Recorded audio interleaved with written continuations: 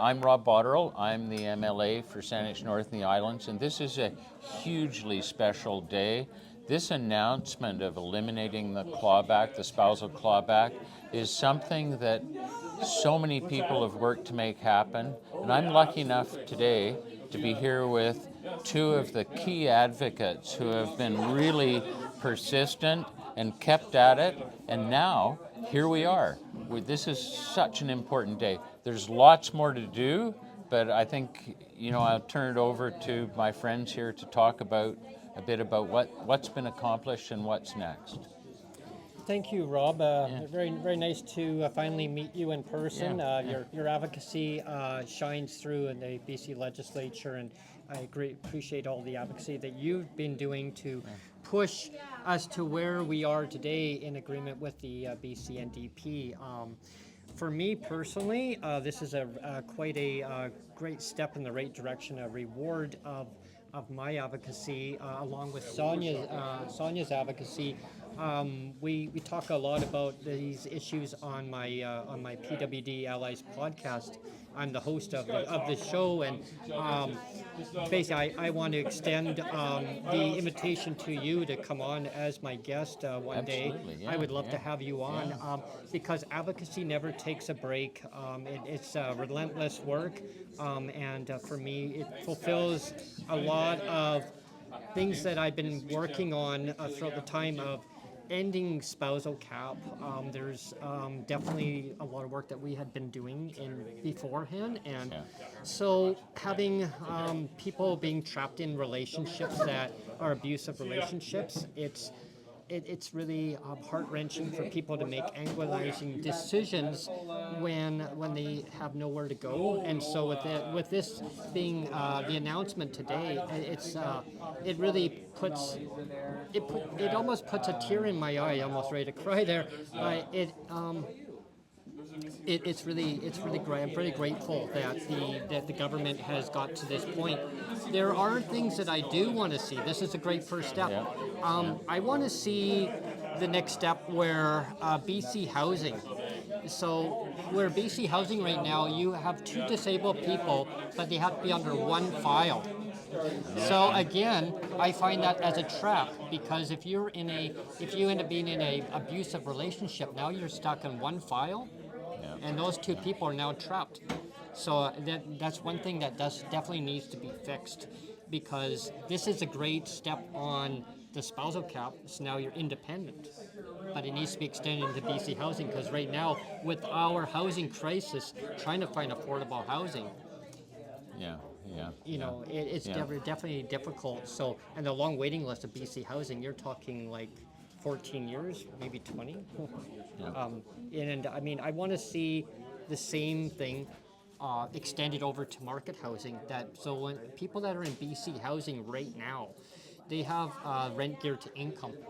I want to see that extended over to the market housing, so that people in market housing will have the same criteria, same privileges as people in BC Housing, but it needs to be based on the individual, not the household.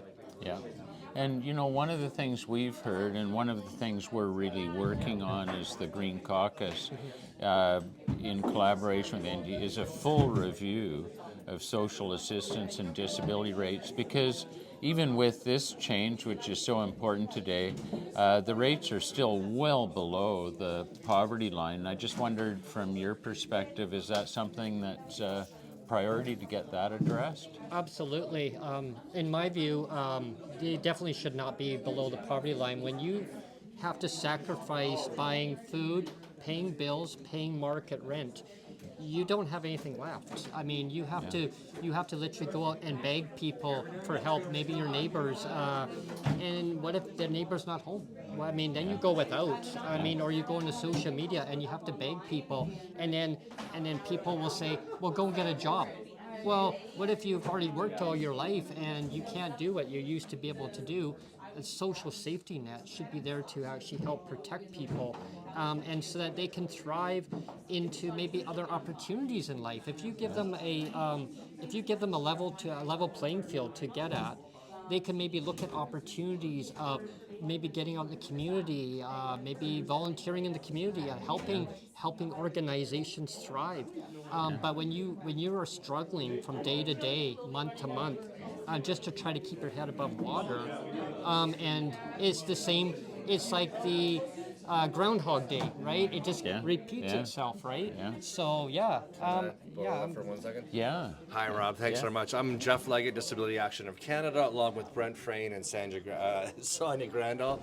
We've been advocating since 2019, 2018, 2019. Our main priority is poverty level financial support across Canada for all medically assessed and designated persons with disabilities. So that's our main advocacy goal.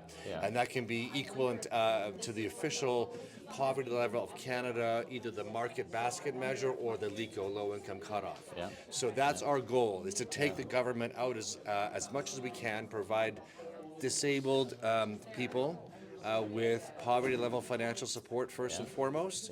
And that way it gives them a chance to participate in life and no longer stay in a state of survival every month. So that's our main goal. We do lots of stuff behind the scenes with your office and with Sonja's office, Sheila's office, and this is one of the main spousal caps removal is one of our main goals as well, and we're so glad it happened. Yeah. Great. Sonjia, did you want to say a few words? Or? Well, I just echo what they both say. We need to raise the rates to at least the poverty level. The 5-week months are really brutal, especially when the inflation is high, and and you're on Twitter, X, whatever you want to call it now. You're out there crowdfunding with other people, and it's very difficult nowadays, I just find. It almost seems like a 6 weeks month sometimes. Sometimes, right? Even longer than that. The money just disappears so fast, and you pay your rent and it's gone. Well, it's the buying power, right? It erodes away when the rates aren't kept up with inflation. And I guess that's another quick thing I wanted to quickly throw in.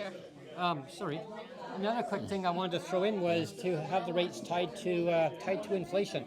Yes, absolutely.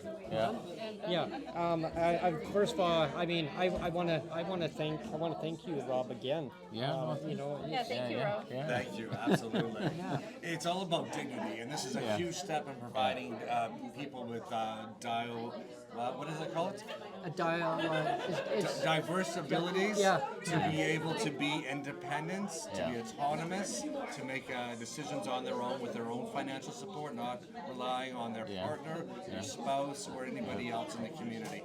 Everything we do is to try to make a disabled person independent.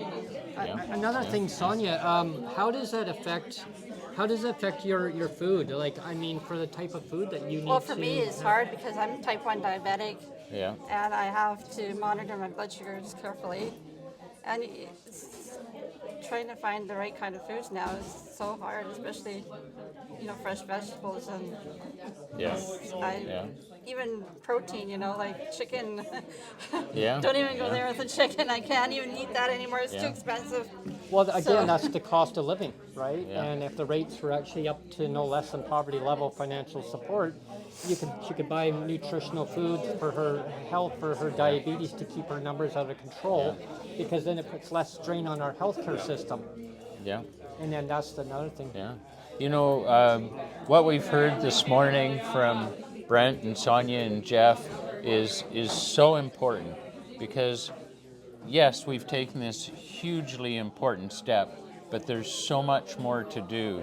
And what we heard today from the minister was that despite the tariff threat, despite the tough times in the economy, that the government was prepared to take this step and remove the spousal cap, and that's a first in Canada. And so what that demonstrates is that when we do the advocacy and we do the hard work, we can actually get the government to do the right thing. And the next right thing is more support on housing, and as was just mentioned by Brent, but also let's do the work and move social assistance rates and disability rates to the poverty line. And that's work that we're doing with the NDP in terms of the analysis. And there's nothing standing in the way of doing this, because we've seen today that this government, when we really put the case forward, is prepared to do the right thing. So this is a really exciting day. Thank you. Thank you.